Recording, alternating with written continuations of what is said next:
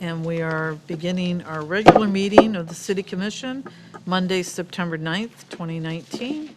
And I would like you to all stand and join me in the Pledge of Allegiance.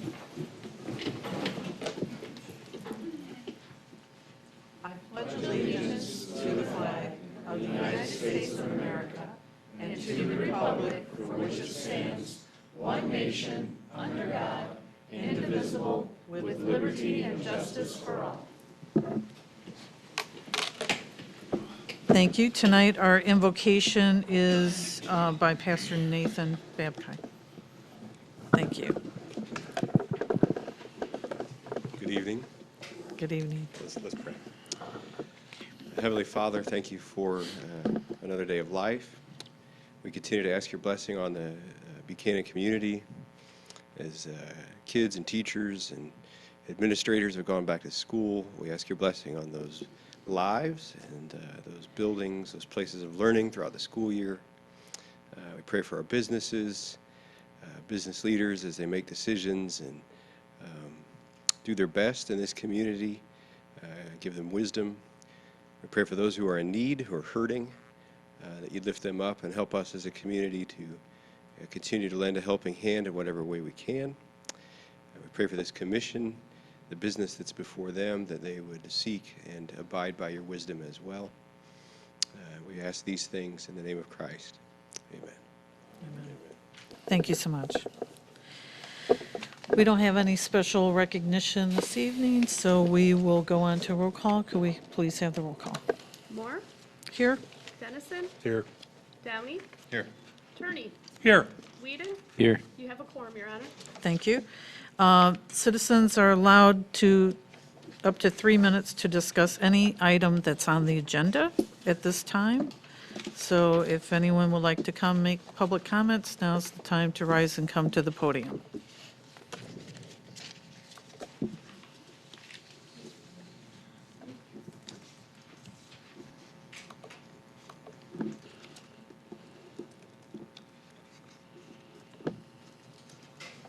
Norma Ferris. I still live in Buchanan. I'm still a resident.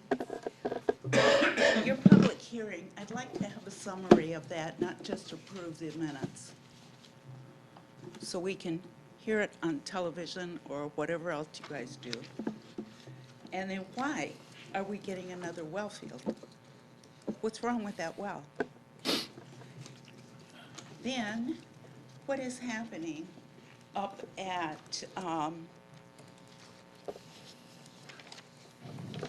Old Co-op? Have you found contamination? What is happening with that? That's all. And we'll mark those Like you to questions talk about down. it, yeah. Yes, thank you. Anyone else want to come forward and make a public comment about the agenda? Hi, my name's Dan Banach. I own B&W. I was just curious if there any movement on maybe getting some signs in the parking behind B&W, McCoy's, and down the whole line for customer parking only, to force owners and their employees to park farther away from the shopping district of Buchanan. I'm sorry, but I don't think we have parking on the agenda tonight. I thought it was on anything you said. No. On this period, we have 2 periods of public comment. The first is to discuss anything business that we're going to be discussing. And at the second comment period is for any topic. So would you be able to reserve your comments till that later time? That would be appropriate. That'd be good, thanks. Thank you. Is there anyone else that would like to come and speak about the agenda? Okay, seeing no one rise. We'll move on to the consent calendar. And I don't think we have any changes expected. So I'll entertain a motion to approve the consent calendar. I'll make the motion that we approve tonight's consent calendar. Is there support? I'll support. Okay. Could we have roll call, please? Moore, Yes. Dennison, Yes. Downey, Yes. Turney, Yes. Whedon. Yes. Motion carries. Okay, thank you. Okay, now we are moved down to reports. And our first is Friends of McCoy's Creek Trail, just speaking about the trick or treat with Jerry Flanner. Here tonight to ask the commission for approval for Trek or Treat. The McCoy Creek Trail Group is going to have two functions on that day. In the morning, there will be a run that will take off from the area close to the tin shop, and it'll go out behind the high school and back. That's on 10/26. That'll start at 8:30 in the morning. We actually need to use the city center that day from 7 to about 10:30. We'll need 3 tables and a few chairs around those tables for registration.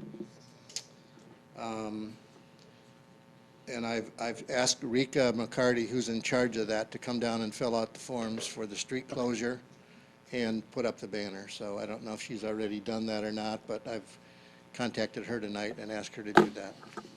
Then that same day at 12:30, we will have Trek or Treat for the children of Buchanan to get their free goodies.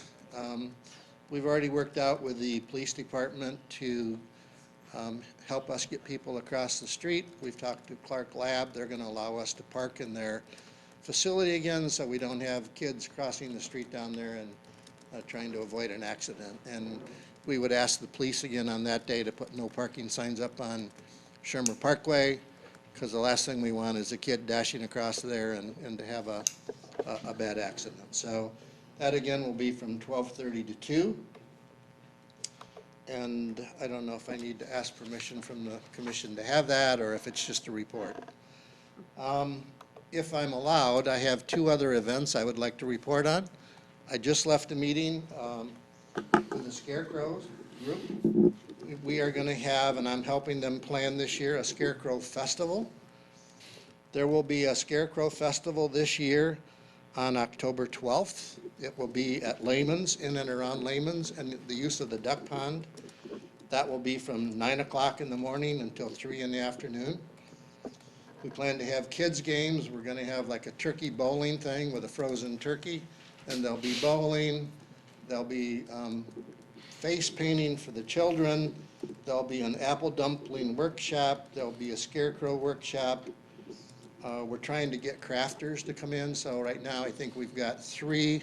It's late in the year, so a lot of crafters have already committed to New Buffalo and whatever, but we're trying to do what we can to get crafters there. And there will also be some antique cars and antique tractors. What was the So, date? 10/12, did you say? 10/12, from 9 to 3. So we're in the planning process for that right now. We have a meeting actually next Monday night, and hopefully by then we'll have brochures and everything else that we will be getting around town and putting on Facebook and asking the city to put it on their planning calendar. I have one other event that if I can go on, I will report on. Sure. I'm assisting the American Legion this year. As you well know, the American Legion every Veterans Day brings in a very important speaker for Veterans Day. I was on a trip out west last year and ran into a Navajo code talker from World War II. He's 92 years old. I talked to him after he made a presentation to the group that I was with, and we have worked out plans for him to come to Buchanan. He's going to, on Veterans Day, he will be at the American Legion during the day. That night, he will be at the Buchanan High School auditorium for the public. The next day, he will be at the Buchanan High School auditorium for the students. And then from there, we expanded it. We went to, he's going to actually go over to Southwest Michigan College. Southwest Michigan College and the Pokagon Indian group have kind of come together. He's going to do a speech over there. And then we hit a home run. The next day, he's going to do 2 speeches at Notre Dame. Wow. And Notre Dame invited him back to the Notre Dame Navy game that Saturday. So Oh, pretty exciting things going on. We'll have more coming about that, but I just thought maybe I'd get it in your minds that we have a really, really neat speaker coming. We've already raised the funds that we need. The Morris Group in Niles, that used to have the Morris Inn over there, they're putting him up free of charge for the week and providing meals for him. So it's going to be an exciting week for the Buchanan area. So any questions on that at all, or? Yeah, Dale? Fantastic, Jerry. That's- You do so much for the community. Oh, It's thank you. unbelievable. The code talkers were, I don't think a lot of people, There's only 3 left alive. When I talked to him, there was 5 still alive. Yeah. It started out, there was 400. And I heard him speak, the Navajo Code Talkers were here about 12 to 15 years ago. But right now, there's only 3 still alive. When I talked to him, there was 5 alive and 2 died. And I was like, oh, please don't be one of them. yeah, But he's 92 years old. He was only 16 when he enrolled in the Army because on the Indian reservation, they didn't have birth certificates.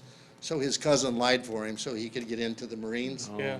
And he is a storyteller. At 92 years old, he just tells it all, and he's got a great humor about him. And his daughter will be coming with him. And yeah, it's going to be great. So please Unbelievable. put that on your calendars to go to the high school auditorium that evening. If you're a veteran, go to the Legion that day. Or you've got other chances at Southwest Michigan College or at Notre Dame. So Thanks, Jerry, for doing you're welcome. that. Anything else? Does Bill? anyone have any questions about these events, trick or treat, or any of the other things? You The get the Scarecrow usual Festival? donation from us. For candy. Would you like us to entertain a motion for approval? Okay. Money. To add to Jerry's comment, he didn't know I've said Oh, hi, Larry. I didn't know you were back there. I am in the process of also trying to get a Medal of Honor recipient from South Haven to be in our program also. So, Jeez. if everything works out, this Veterans Day program is gonna be, One of the best. Yeah. Thanks, Larry. That's wonderful. Thanks, Larry. hey, Jerry. Commissioner Dennison? Are we going to have the usual donation places for candy for trick or Yes, treat that will be here around at town? City Hall. It will be at Redbud Insurance. And I can't remember where else, but yeah, there will be Okay. several around town. We'll have an article in the paper prior to, so, yep. And I believe they can bring it here to City Hall, too. Yeah, City Hall will be one, and Redbud Insurance, and I can't remember where else we have them, but, yeah. So are there any other questions? If not, I'll entertain a motion to approve the trail trick or treat function. I'll make the motion to approve Friends of McCoy Creek Trail Trick or Treat. I support it. Okay. Any discussion about it? Roll call, please. Moore, Yes. Dennison, Yes. Downey, Yes. Turney, Yes, Whedon. Yes. Motion carries. Great, thank you. And I think those other functions are in the planning, so I don't think we need really any specific approvals on that yet. So let's move on to the 4-H Club Walkathon.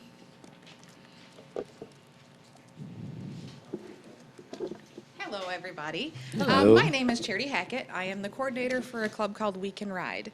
Many people don't realize that We Can Ride is actually called Buchanan Home for almost 15 plus years now, via the Buchanan Westerners stables or showgrounds out there off Mead Road. We are a 4-H sanctioned group, so we are an actual 4-H club, but we are also PATH certified, which means we provide services for special needs individuals to ride, show, entertain their thoughts with horses. This year's our 40th anniversary. We've been around for 40 years. We are the second longest club in Berrien County, as far as running 4-H clubs. So we're up there towards the top. To celebrate our 40th anniversary, since we do so much in Buchanan and you guys have done so much for us, we would like to report on a event, a walkathon we're going to do at McCoy Creek. Heather Morris is my chairperson and she can tell you all about it. We are going to be having the walkathon this Sunday, the 15th, between 9 a.m. and 1 p.m. It's going to start in the McCoy Creek recreational area, and we're just going to use the short part of the path that doesn't cross any roads or anything like that. We will have cupcakes and water available for people as a celebration of our 40th anniversary. And yeah, you guys can come on out and donate to the club. We're entirely nonprofit, so any donations help. We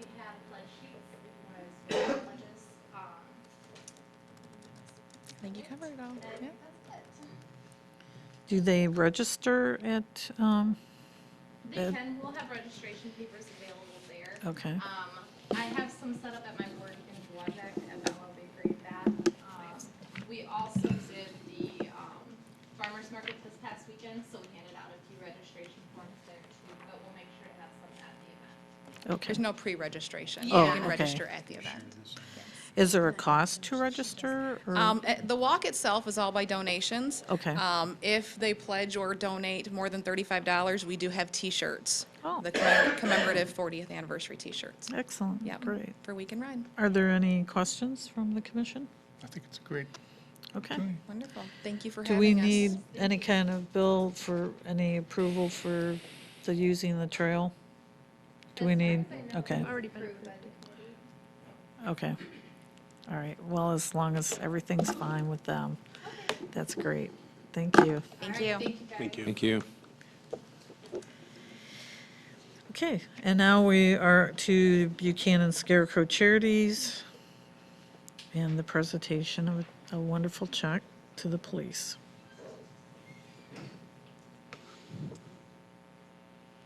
On behalf of Buchanan Scarecrow Charities, I would like to present this check for $300 for a chocolate top to the community.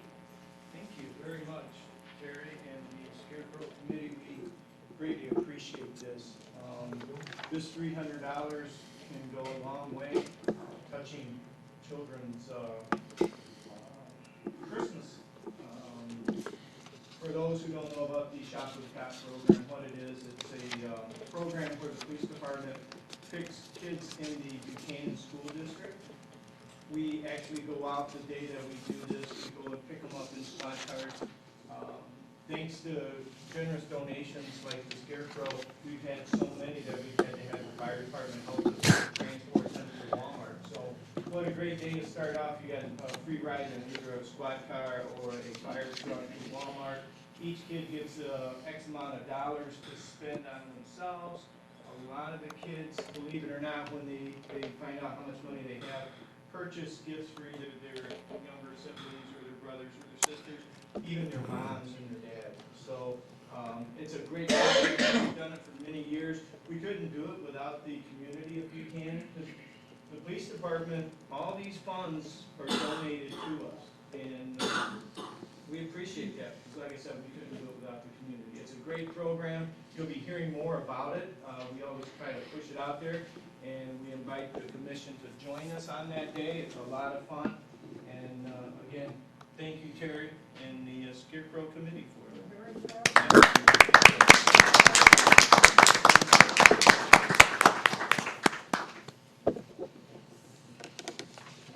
All right. Thank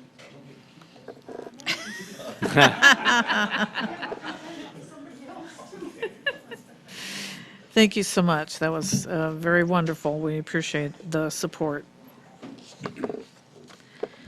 Okay, we have no unfinished business, so let's move on to new business.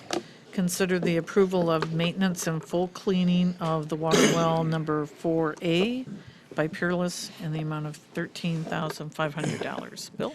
Your Mayor and Commissioners, and to answer a question that appeared, our water well number 4A is in need of continuing maintenance. We work pretty exclusively with Peerless Midwest Company for the maintenance and care of our water wells. That serves the city of Buchanan and some township residents. Last year, we did a chlorine shock of this well, and the recommendation from Peerless was that we schedule an annual cleaning somewhere this fiscal year, 2019, and that's what this is doing. We're looking for authorization to have this full cleaning. The last time it was done, it was in 2012, and these are usually scheduled between 5 and 7 years apart, and it just keeps the efficiencies of the well going. They estimated we're down about a third of what its capacity is, because it does need to be cleaned, and that's what we're asking the commission to approve tonight, is the cleaning of well 4A. Okay, are there questions about that? Commissioner Downey? As I see the water crew getting more experience and more training and stuff, is this something that they are eventually going to be able to do, so we don't have to hire it out? No, it's a fairly extensive cleaning process where they kind of reverse the flow, trying to clean the screen out. Again, our screens in these wells are only down about 38 feet, but we don't have the equipment to force the... Backflush? Yeah, backflush. Basically, that's a good explanation of what happens in these. So they backflush, they run chemicals through it to help dissolve the nutrients, Sediments and sediments that buildup? are Calcium deposits? calcium that are iron, attached yeah. to the screen, and it opens it up. So we hope, and they believe, we will get back to full capacity once the cleaning is done. Again, as I said, every 5 to 7 years, we do these on all of our wells, and so, and then they go through a testing process to verify the sanitation of the well. That usually takes 24 to 48 hours for tests to samples and tests to come back showing that there is no bacteria in that well with the treatment that was done. So, yep. Okay, well, one more question. Last week, we had a problem with a VFD on one of the wells, and we had 3 different quotes, and I believe Peerless is one of the most expensive there, Yes. correct? Yes. So it just makes me wonder if we've, I mean, I appreciate the fact that we have a contractor that we work with regularly, but every once in a while, do a price check and do a comparison, Yep. like this, on this one here, for instance. Yes, well, the continuing maintenance, we believe we have a very good relationship both with service and financially with the general maintenance from Peerless. What we do experience is when there's those opportunities for that contractor to bid on things, they usually are a little bit higher. And that's one of the reasons why they did not get the quote to, the approval to repair the VFD from the, our water pump. So, yeah, I mean, we can go back and re-quote this if that's what you would like to do. I guess I like our reference maybe back to the last time we had it done and see if it's appropriate, within a little bit of inflation and everything we've had since 7 years ago. Okay.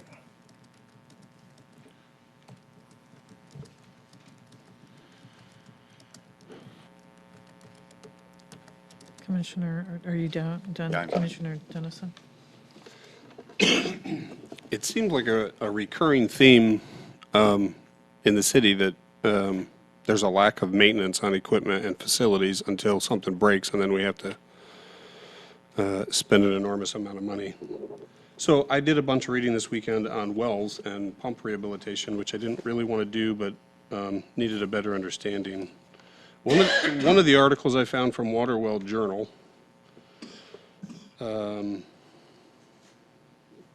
said that studies have shown an annual or biannual well maintenance program costs between 10 to 20% of the cost required for a full-scale rehabilitation procedure. A typical full-scale rehabilitation can cost up to 20 to 30% of the cost of a new replacement well with the same size and depth. The part that concerns me is it also goes on to say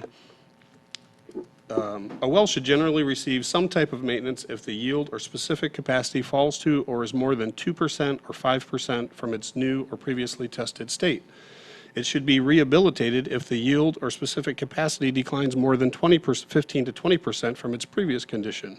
Any drop more than the values just stated can result in a situation of no return where the best and most aggressive rehabilitation techniques may not be capable of recovering more than 75 to 80% of the original yield. So, a couple questions. Are we going to spend this money to clean this well and then not have it produce what it used to produce anyway and need a new well sometime in the future, is my first question. Because in here it stated that it's down 33% from the last time? 33.6%.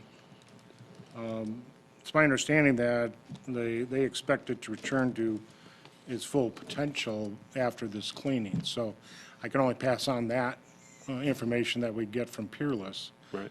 in regard to that.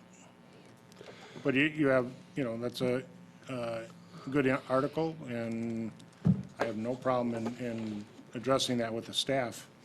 Well, who's responsible for scheduling the maintenance? Is it the head of Public Works? Is it you? Is No, it it's, someone from the water usually department? We depend on the water operators, both Craig and Scott, to advise us on what the steps are that will be needed, that we need to plan for and schedule for. So, and then we get letters from DEQ with some additional interest or inquiry that the state is doing across the state with every facility. And then, I'm just curious, we have 3 other wells, right? Yes. Well, we have, there's 3 wells here in the main well field, and then we have a 4th well, which is well number 5, which is out in the fen. Was the last time maintenance was done on those, or cleaning done on those back in 2012 also? No, they stagger. They do. They stagger those wells. Anything further? No, I don't have any other questions. I guess I'm kind of with Cameron. I think, just to keep people honest, maybe we should get just a couple other quotes just to check what it would cost to have them cleaned. So, are there any other questions? Are you saying there's a motion to take this up again at another meeting? Postpone this until the next meeting, or what would it take to? I would suspect I should have a return by next meeting, so. Okay. We're not going to be too far behind on getting So this is done. there, I'll make a motion to postpone this until the next meeting when we have more information. okay. Is there a second for that? I'll support. Okay. Any further discussion? Let's have roll call, please. Ready? Downey? Yes. Moore? Yes. Turney? No. Whedon? Yes. Dennison? Yes. Motion carries. Thank you. Okay, let's go to item B. Consider approval of the change order submitted by Prism Science and Technology in the amount of $3,365 for additional environmental investigation at the feed mill property located at 111 Railroad Street. Mayor and Commissioners, you're aware that Prism Environmental is doing the due diligence work on the feed mill property. They did their initial survey. In that survey, they recognized 2 items that went back into history some distance, in the fact that in 1923, thereabouts, there were the presence of about 6 above-ground fuel tanks on that property. Those fuel tanks were located on the western edge of the property, kind of adjacent to the residence house along that fence line that is west of the property along Jordan Street. That and the discovery of some ember fields that were along the railroad tracks that kind of cut through the center of that property. Those 2 items were brought to the attention of the environmentalists that work for them. They want and need to do some additional survey work to determine the presence of some of the metals, the arsenic that might be along the railroad trestle that was there. And then they didn't feel there was a lot of good documentation on if the tanks are there or not, or at least may have some residual containment below grade at that point. So what we're going to be doing is working with PRISM, and we'll be going up with the backhoe and digging a trench in that area to survey at least a 3 to 4 foot trench to make sure there is no residual tankage underneath the surface. A lot of the above-ground tanks in the whole state were addressed back in the 1980s, and most in-ground tanks were removed unless they were necessary. And but these tanks go back to the 1920s, and so PRISM wants to verify there is no issue with those tanks being present, and then address some additional testing for the debris that are customarily found along old railroad trestles. And that's what we also have on this property. So their additional work totaled, I believe, about $3,300 for the change of $365 for the change order to do the additional work. Okay, are there any questions? As long as we're Dennison? talking about the DPW building, I think the 3365 is, is actually a pretty good deal for the work that's going to be done and having peace of mind about what's in the ground at that location. And I'm going to be that guy tonight, unfortunately. In the past, I've let it kind of be known that I didn't necessarily always agree with the way things get done in city construction projects. Before I was elected, I asked the commission to reconsider the project at Redbud and 4th Street because the commission approved that project without ever seeing drawings. And now that I've seen the drawing of the DPW building on the feed mill lot, I'm absolutely opposed to it. So I'm right back to, I don't know why we approve things without having this information first. This building looks like 10 pounds of potatoes in a 5-pound sack on this location. It's on top of the sidewalk. It's awkward. It's not laid out the way we really wanted it to be laid out because you can't lay it out that way because you'd be in someone else's property.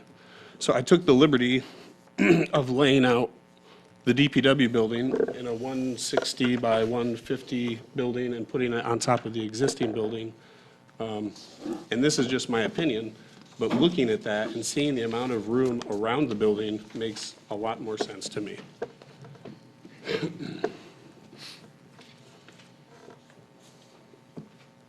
all I have.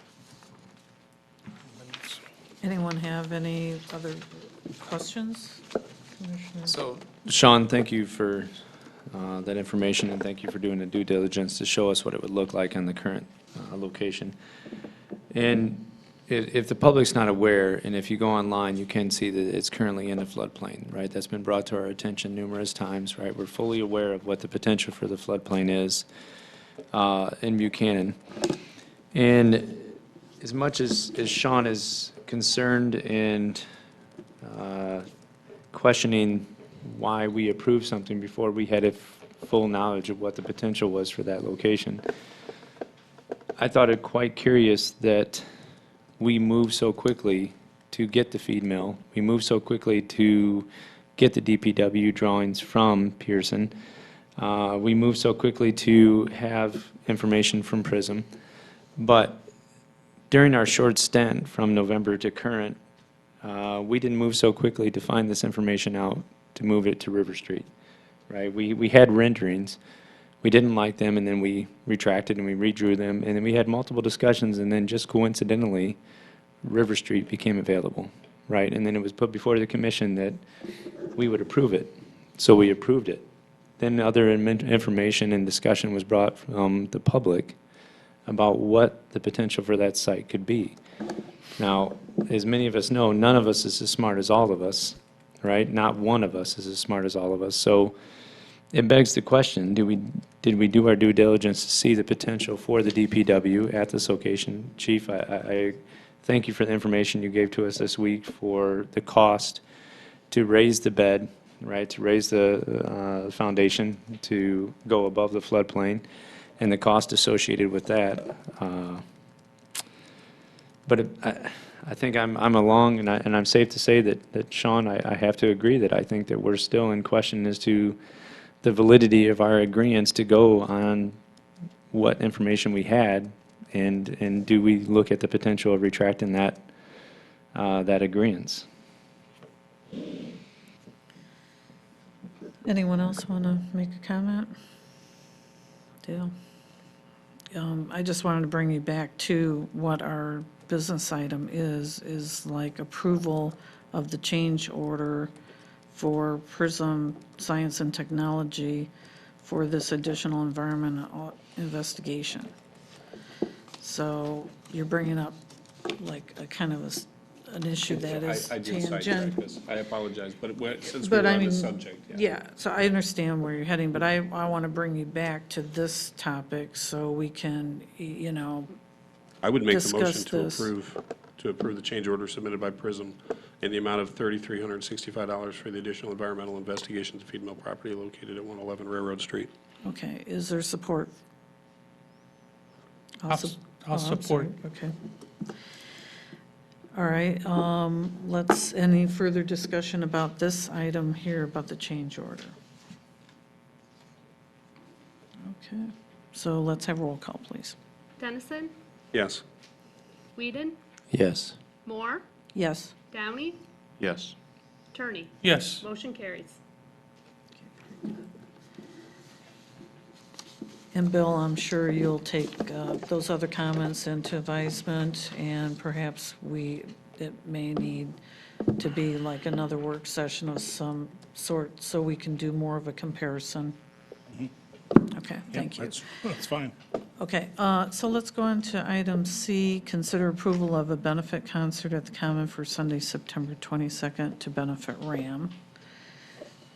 Mayor and Commissioners, there's a conflict between what has been proposed here with this concert and a already scheduled tin shop event that starts at 4 o'clock. So I've had communication with the person making the request for the concert, and they are considering either rescheduling it or coming back next year for, to try the benefit concert. So really, there's nothing we need to act on with this item. So this has been withdrawn then? Yes. Okay, very good, thank you. Okay, if there's no objections, we are moving on to public comments. Citizens are allowed up to 3 minutes to discuss any non-agenda item. Mr. Parrott?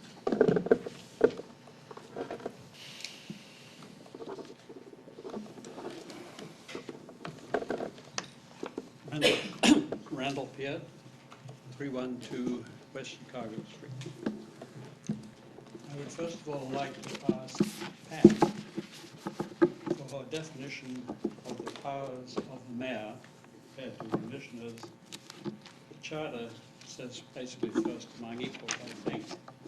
And she has recently issued a couple of controversial directives, reports over her own name.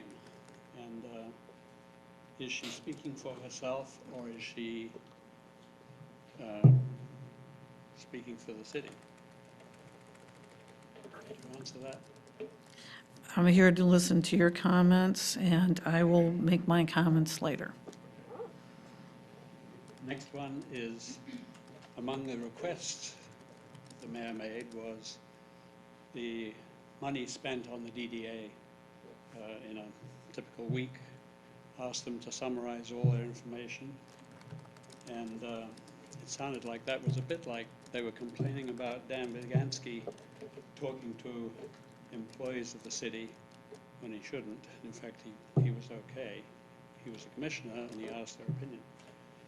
But in this case, the mayor has herself directed the city to collect up all the information about spending on the DDA, and including, among other things, the city manager's participation, and that's already covered in his working contract. He is allowed, first page actually, if one bothers to look, he is assigned to any job that is required in various commissions, meetings, whatever. So that would be double dipping if you had to pay for him. And then the other was the report in the paper about the demise of the DDA. And I think mayors and commissioners are supposed to be Buchanan boosters, not Buchanan detractors. So I would hope she wouldn't, if that was her own opinions, she would keep from making life bitter here rather than better here. Thank you. Thank you for your comments. Who would like to, did you want to come back up? Okay. Once again, I'm Dan Banach. I own BMW in Buchanan. I'd like to address the parking issue in Buchanan. You got the municipal parking lot in the back, and I would like to see if we could do like an L shape that directly face the businesses, because we have more and more dispensaries opening. We have Carbons coming in. We have Julie Capron's bringing her business across the street. We got McCoy's as well as mine, the insurance company. We got multiple residents that are living up top and employees parking as close as they can, taking away tax revenue that should be brought to the Buchanan through its businesses. And we got people that are driving by, think that everything is full, and they go somewhere else because they think they can't get in on a lunch hour. This affects me as a restaurant. It affects McCoy's as a restaurant. It's going to be affecting Carbons when they come in here. We have signs up top that are confusing to the elderly and people that just don't know with a time limit. They see permit, and that's all they see. So when I got all the employees and I got residents that live up above parking right there, there's no place else to park because they can't park there because the employees are there, and they can't park up top because they're confused about the signs that are there. Them signs do no good. Nothing's enforced. We have ordinances where employees can't park on city streets, but I guess it depends on who you are or whatever, they get to park there. Nothing's enforced on any of that. There's already ordinance on the books. Nothing's ever done. But I got law enforcement coming to my place not liking how I'm parking. Well, I park the way I park in the morning to block employees that are 30 years old. They're well enough able to walk 10 feet to their business, should be parking out there, and I block, and then I pull out when they go to work. So I got elderly, I got veterans, I got handicapped. Many people like to shop downtown Buchanan. They can't because we got 30-year-old lazy people that have to park 10 feet from their residence. Something's got to be addressed here. The police department, their hands are tied. There's no ordinance. They can't say nothing to the people. If there was an L shape between John Scott Insurance, down past mine, turning in Alice's and going down past McCoy's and where Carbons and all of them are going to be, with customer parking only. It don't have to be B&W, it don't have to be McCoy's. It should be Buchanan business parking, however you want to word it, parking only. I mean, it's just common sense, but now we have to legislate common sense. I just don't understand. You go to Menards, their employees aren't all parked at the front door. It's a very simple concept. I don't understand why some of the business owners don't tell their employees this, but I don't know if it's just common sense they lack or any morals or anything. I just don't understand. The Buchanan community is losing out on business money because the best parking is taken, whether it be in the front for business people or in the back. It's just got to get addressed. What do you call it? More dispensaries are going to be opening. Carbons is going to be opening. The problem's only going to get worse unless we wait and drag our feet and then we get another problem. I mean, you already got people having issues with it. So I just like something to be done. I mean, I've been doing this for a year, way before the city owned the feed mill. Just nothing's ever addressed. We have signs that are put up, taken down. I just don't understand how the concept is lost on everybody. It's very simple, very simple. And it's sad we have to spend money on these signs for common sense issue. Okay, thank you for your comments. Okay, anyone else want to come forward to, It's a raise. She beat you, Alan. Thank you. I was walking, as I usually do, on McCoy Creek Trail, which is out there, my dog, and he was very interested in something, so I looked over the edge of the embankment, and there was a brand-new section of sidewalk laid between about where the fitness center is over to about where Bainton Mill is. And whoever laid that took all their excess cement, or whatever you call that stuff, and dumped it over the edge of the bank down to the creek. There's quite a bit there. Whoever did that needs to get down there and clean it up. It almost looks like there's a body underneath there, the way it's shaped. I'm sure there isn't, but made my dog curious. So that's the first thing. Second thing is, boy, is that lighting nice up there on Reinierson. It's probably blinding into your house. No, it's perfectly fine. But Yeah, I'm it's excited to nice. have I it. had to walk the dog at 5 o'clock this morning. I think of you every morning when I see that lighting. I'm only out there one day a week. But when I have to get up early and go to work one day a week, that's nice. Because now my black dog does not make me fall because he stops in the sidewalk and I trip over him. So thank you very much. It's wonderful. Thank you, thank Chief. you for your comments. Okay, yeah. I saw the interview with Pat in the Berrien County Record. Oh, it's Alan Robont, 114 East Front Street. And I have to disagree with just about everything that you said, Pat. And let's start with the facade program, which you and Meg put together back in 2007. That facade program, after my building, triggered over the next 5 years about $3 million worth of investment using about $135,000 in DDA funds. That's a tremendous return on investment. So when you single out the facade program as something that only benefits a few people, it benefits the entire community, because if we have a strong downtown, the entire community is strong. The other thing that I would question is, you had said the DDA does not represent the interests of its constituents, and I would agree with you. That is the only topic that I would agree with you on.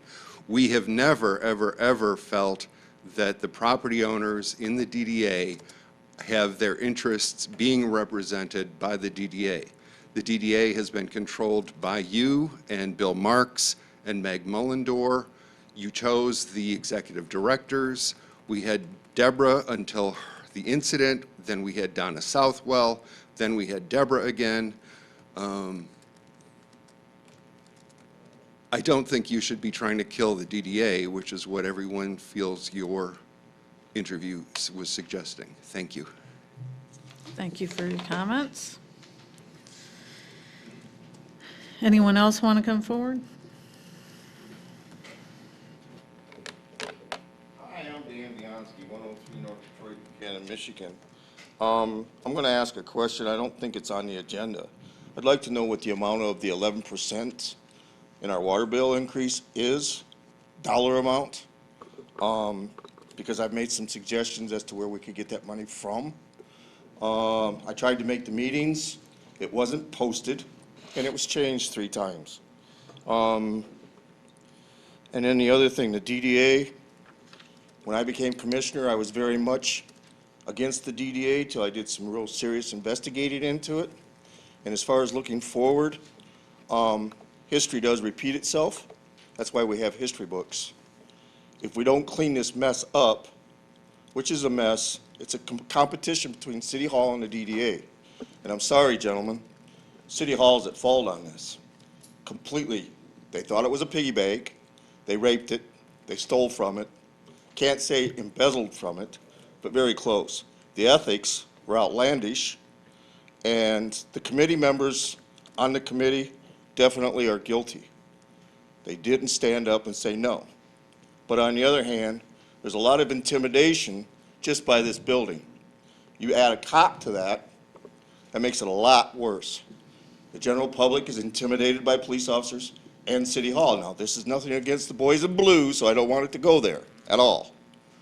But the general public is intimidated, doesn't like to be voted against, or they're scared of being boycotted against, which I don't really believe has happened, but it's in their mind, so it works that way. The DDA is what we need as an ambassador. There's a fair amount of money that could be there. This building was the DDA's until it was stolen by City Hall. And if you look at the history, it was stolen. She didn't want the DDA to own this building. City Hall didn't pay any rent or maintenance on this building while the DDA owned it. And they didn't take care of the lights like they said they were going to in the agreement for the 11 properties for the loan, which was a 0% loan for $250,000, which we all know could have been rewritten for 1,000 years or forgiven. Maybe not forgiven by law, but at 0% interest, $200 a month. He's the ultimate gentleman, and right there. So I really wish you would take a serious look, listen to Cameron. He is your representative on the DDA. They have been trying to kill it wholeheartedly for 2 years. Barbara tried to get as much information as she could. I'm sorry, I had a little operation this morning, so my breathing is a little short. I'm getting excited. And Barbara was stonewalled nonstop, I'm sorry, your time is completed. and he is too. Thank you. Thank you for your comments. Anyone else want to come forward?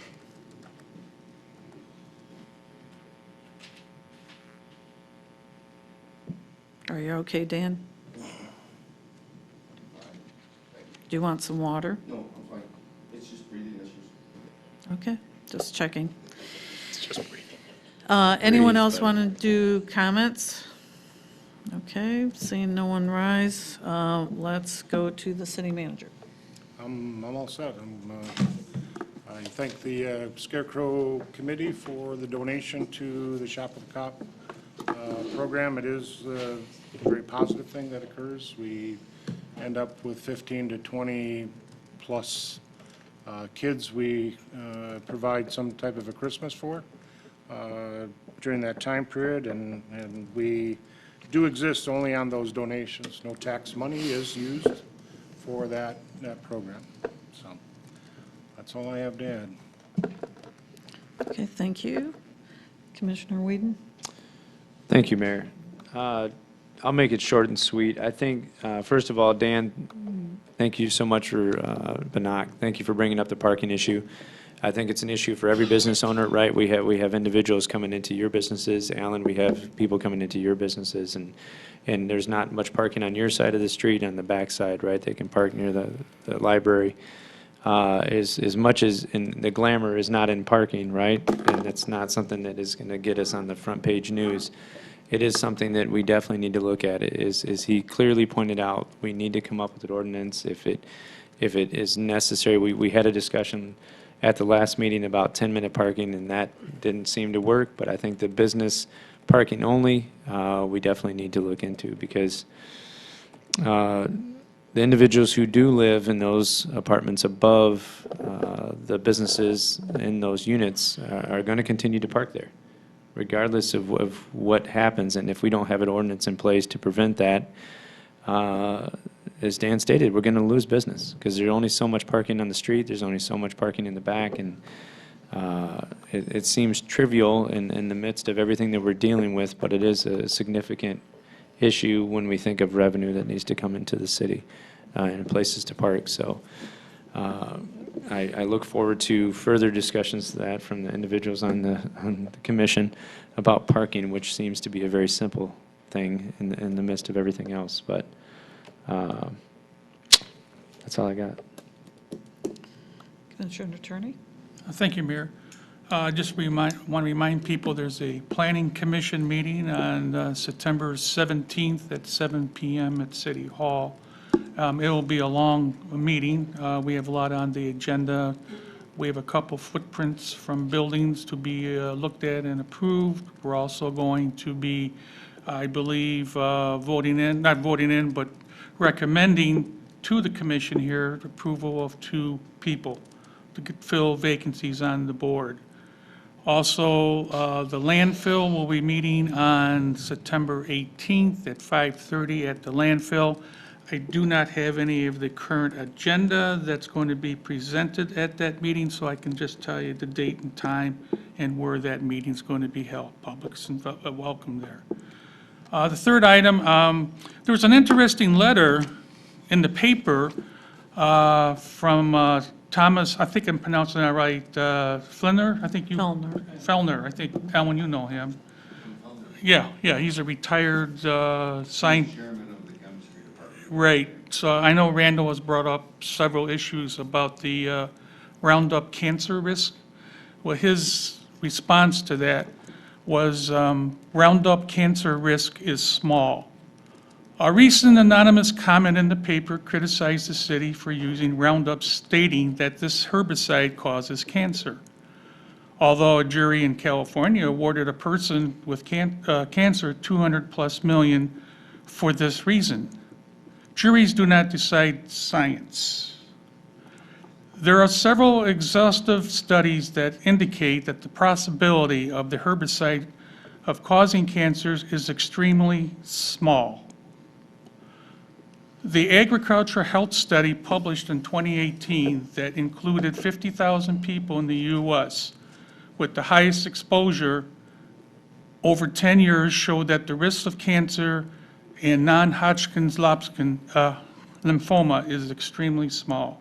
So I just thought I'd bring that up because it's been brought up about this particular cancer thing. And this is a retired person from Notre Dame, head of the department. My last note is for the Jeremy Framery. I want to really thank Jeremy for doing all the work and the money that he's putting in to that building. It is going to make it look fantastic, and I think it's nice to see a business really look forward to the future, and he's putting in a lot of money for this. So I just wanted to congratulate him for doing that work. That's all, Your Honor. Thank you. Commissioner Downing?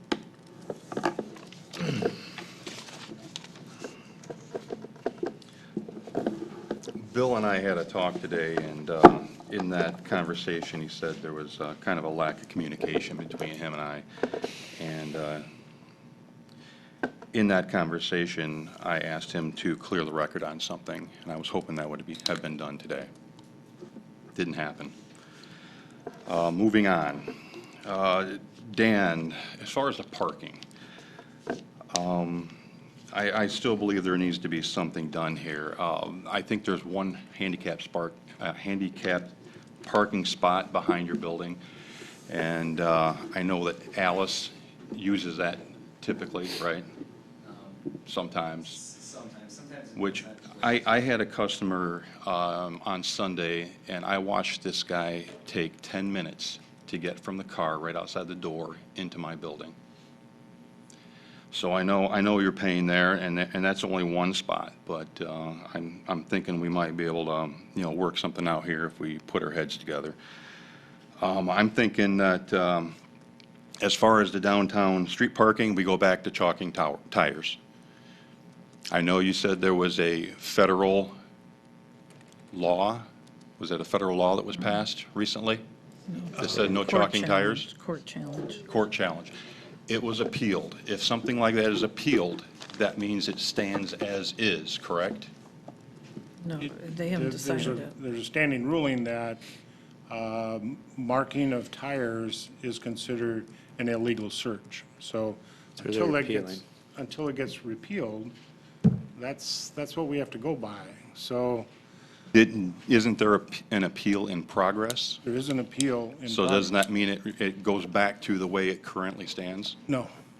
Okay. We have to wait for the appeals judge to provide us, either sustain the original decision or change that so we could mark tires again. Yeah, So- they're appealing it to reenact it. So they can't currently do it at the moment.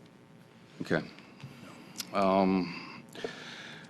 Cindy, going back to the concrete over or the debris over the edge of the bank, boy, I'll tell you what, the city workers, they picked up trash this morning, and they emptied the trash can right down the street from my place, and there's debris right in the curb, right next to where the trash can was. And I'm not saying they left it there, but they definitely didn't make any effort to pick it up, and a little pride in the work that they do down there is sometimes a little lacking.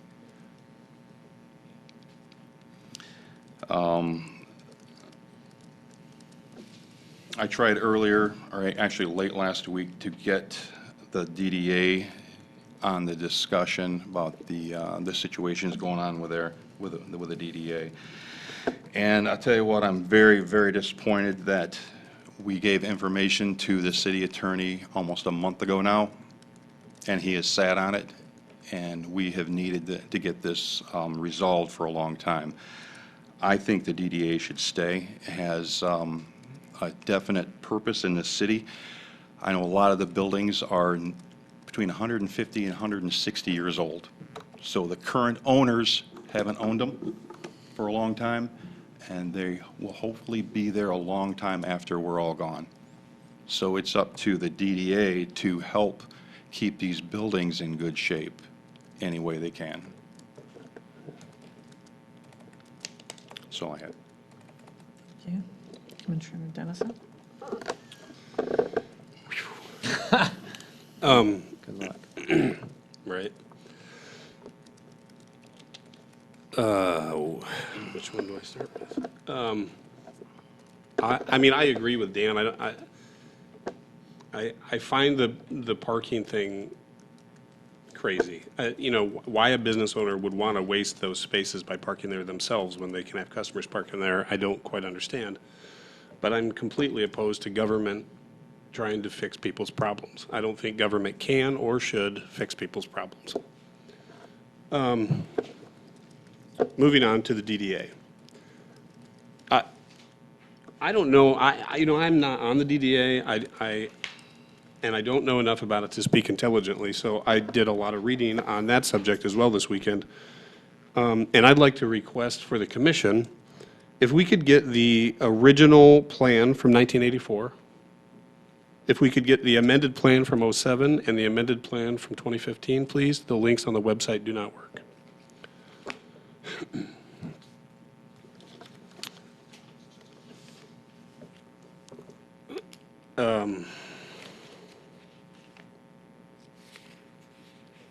That's all I have. Thank you. I wanted to thank the Scarecrow Charities that they were very generous, as they are throughout the community, in helping many projects succeed, and we thank them on behalf of the police, as they were able to thank them as well. I want to remind everyone about the 9/11 program on Wednesday. The DDA has a meeting at the same night, so I won't be able to be at the DDA meeting for very long, because I'm asked to be at the 9/11 meeting. So I'm just letting people know that there's a scheduling conflict there. And in speaking about the DDA, I was asked my opinion, and I basically have concerns with the direction the DDA is heading in. Based on a few emails I got from some individuals here, it made me start to think about how much, the point of the email was to show how much personal money people have sunk into their buildings over the several years. And it was, even though the person said it wasn't necessarily accurate numbers, but it did make me think about, maybe this is time we've sunk enough community funds into the pockets of a few building owners to you know, if it was really more for the structure of the building, the infrastructure, I would say I have no problems with that. But facades change and need to be refreshed, and each person opening a new business wants to change their awnings and things like that. So it's a never-ending. Trying to get rid of them. I'm Oh, sorry. no, that's fine, don't worry. Never-ending trough of tax money where, you know, I'm beginning to question, is the community return really there? This gentleman, this business owner, I've listened to him several times, and one time he was at the DDA meeting when they totally told him that wasn't their business to deal with parking. So it is their business we asked them for their input. They had none to give us. So we are struggling to, yeah, sure, I prefer to have people solve their own problems, but when they can't solve it in a civil way, that's what they're asking government to do. And I've had 2 different business owners actually suggest to me we just put meters downtown. Well, the plus on that is it's a revenue for the city. The minus on that, it is signaling people that you don't want them to stay very long. So there's inherent conflict in many things that government does. And there is a built-in conflict between the city and the DDA. They're built like that. That's one of the reasons why the mayor is statutorily must sit on that board as a communicator and a conduit for what's going on and to support both groups. And I'm actually trying to support both groups in questioning, and we shouldn't be afraid to critique ourselves or the DDA.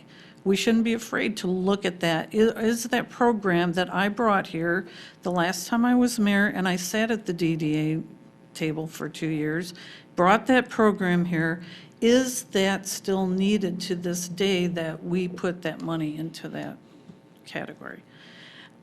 And now there's a movement within the DDA to cut budgets of other things that they have been supporting and shunt more of the money into this particular program that only benefits the pockets of a few. The argument is true, that the buildings look great, the town has a general benefit, but the people of that district are supporting that. So we need to answer to those people.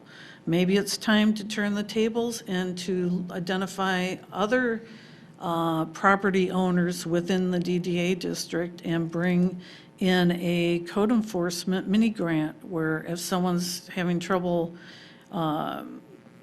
painting their house that's starting to look shabby, that they can ask for the money that is being generated from that to benefit everyone just as well as those individual owners who already have financing. Should we be undercutting our financial institutions that also sit on that DDA board? Should we be giving low-cost loans that would keep them from applying to a commercial group? Can I say something? And I'm sorry, but isn't the whole point of the TIF? I mean, the DDA survives on tax increment financing, and that money is supposed to be used for the DDA district, right? Correct. Well, I'm talking about benefiting people in the district. The point of the DDA TIF, the money that is collected, has many purposes, and one of the purposes that is spelled out in their mission is to promote the city. They don't even have an active promotion committee. They don't do anything. There's not even, they're not really, there's very little that they can look at in the past several years that say, this is our project, this is what we're proud of. So I'm just saying, this is the time to critique it. We're working these legal issues out. We're waiting. I agree with Cameron. We need to keep getting our information so we can settle this. And I look forward to a positive resolution for everyone. But I am telling you that I'm really not thinking that this group is servicing the community as they should. Excuse me. Okay, the downtown district area pays taxes just like everyone else. And on top of that, they pay money into the TIF, correct? Correct, So technically, they are using their own money. correct. That goes to a very few people. Anybody in downtown who wants to borrow it, or in whichever way we choose to use it. But basically, they're borrowing their own money that they put into the system. The people, the total of the people within that district contribute, and that, there's a portion of it that is collected, and that money is what the DDA functions with. So they support the farmers market, they support the flower project, and a few other things, but much of the movement right now is to try to bring more of that money into the loan grant program. And that's what I'm questioning. If that's a necessary thing to do. Can I ask you a question? Well, as I was reading this weekend, most of what I was reading about DDAs and TIF money was having a specific project or projects that would increase the tax value of the buildings in the DDA, obviously. Can you, and I don't know enough, so I'm asking, can you tell me what is the plan for our DDA? You know, there's 10 different acts that you can set one up under. What was the goal of ours? Did we have a specific plan, or is it in general to increase the?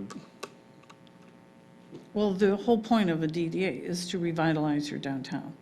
That's the whole point of it. I understand that, but And so that, there are different ways to do that. One of the ways we chose to do it was through using the resolution of the Andrews Farm monies to jumpstart the economy downtown. And it worked out great. I think it was a fantastic project. But I'm questioning now is, in the direction the group is heading, I do not think the community is getting the benefit that they were at one time. So that's my opinion. As long as we're having a discussion. So this Michigan statute specifically outline how and for what purpose tax increment financing may be implemented. There are 10 different acts that provide for the use of tax increment financing, and they're all listed here. It says the other provision found in almost every act allows a municipality to establish a TIF plan for the broad purpose of promoting economic growth in addition to any specific purposes listed in the individual act. The provision is significant because it gives a municipality freedom and flexibility to determine a use for tax increment revenue as long as it falls under the purpose of economic growth. Is that what our plan was, just general economic growth for the DDA? There is. Prior to the resolution of the Andrews TIF, the DDA did not have a positive capture. So this board actually every year contributed money to keep the DDA going, and that money was used on events and other ways to promote the town. Is that from the 2015 amended That plan? was, Or is it no, it was earlier than that, because. 2007? Well, it wasn't. The original? It was, just say, back in the day, because I've been here a long time, back in the day. Okay, so when I was mayor, then I brought that plan to the community to help, actually to work on the infrastructure of the buildings, because the infrastructure was so dilapidated that they were dangers to the public. So that was my purpose in bringing that to begin with. It went through some transitions from a grant program, because obviously they saw the money was whittling down of the big amount that was there to begin with.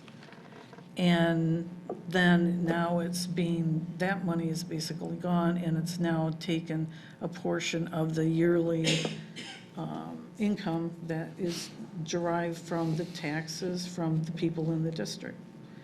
And there's lots of ways to actually collect the taxes. There's There are ways you can actually have, the closer you are to the center of your downtown, we could actually change the tax structure that those people would pay more in every block as you get out away from that center of your district, that those people would pay less because they're not getting the full benefit of that.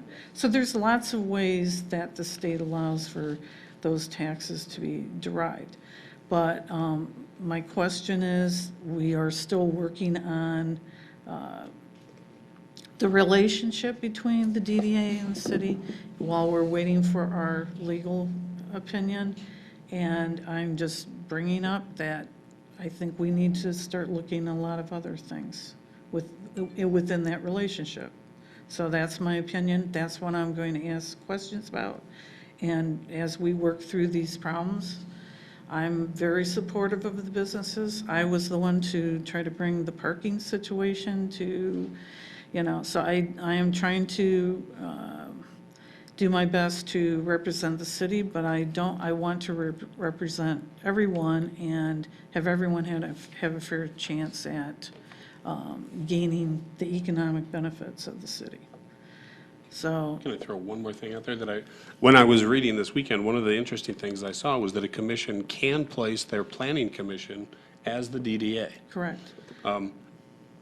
That just might be something interesting to consider, having people who are thinking about infrastructure, Planning, right. buildings, I agree. having them heavily involved in our DDA if we really want our DDA to work the way it's supposed to. That's a good comment, so. All right, so that's I'm expressing my opinion. I'm going to work with the DDA. I'm positive we can get a good outcome, but I want to see something happen for that investment, so.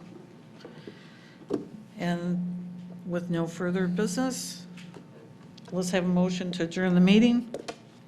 I'll make the motion to adjourn. I'll support. Support. All in favor, say aye. Aye. Any nays? The ayes have it. The meeting's adjourned. Thank you.